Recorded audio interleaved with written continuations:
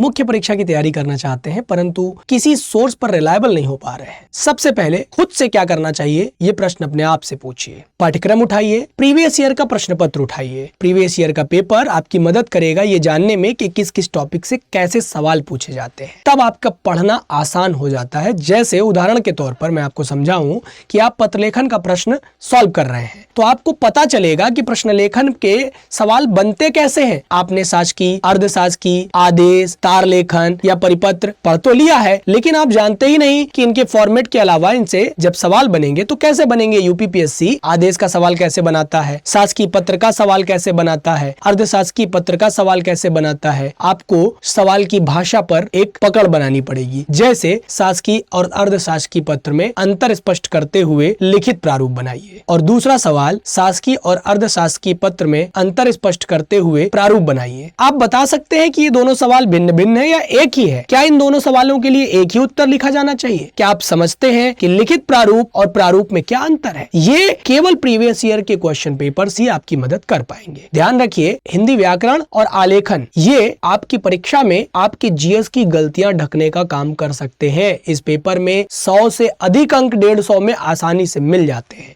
व्याकरण खंड अकेले 80 नंबर और पत्रलेखन 20 नंबर और गद्य खंड मिला करके आपको 150 नंबर मिलते हैं, जिसमें से अगर कोई भी विद्यार्थी रेगुलर 2 से 3 महीने लग के इस पेपर पे काम कर ले तो कम से कम 115 नंबर ला सकता है। कम से कम बता रहा हूं, वैसे तो 120 नंबर 125 नंबर भी लाए जा सकते हैं। यह अतिशयोक्ति नहीं है, आप कर सकते हैं, बशर्ते आपको रेगुलर अभ्यास करना पड़ेगा। इस अभ्यास में आप मुझसे YouTube की 5 बजे वाली क्लास का हिस्सा बनकर अभ्यास में आप मेरे साथ विचलन कर सकते हैं, घूम सकते हैं, और आपको मैं काफी हद तक सिखा पाऊंगा कि उत्तर लेखन की प्रक्रिया में एक प्रॉपर ड्राफ्ट क्या होता है, उत्तर लिखते कैसे हैं, किन गलतियों से हमें बचना चाहिए। साथ में अगर आप बैच लेना चाहते हैं तो मेरा कोड VK लाइव लगा करके हमारे परख बैच में अभ्यास के लिए और हमारे आलेखन बैच में मुख्य परीक्षा के लिए आप सीधा हमारे मेंटोर्स से, हम सभी शिक्षकों से जुड़कर मुख्य परीक्षा में अपने आप को अव्वल दर्जे का विद्यार्थी और छोटी छोटी गलतियों से बचाते हुए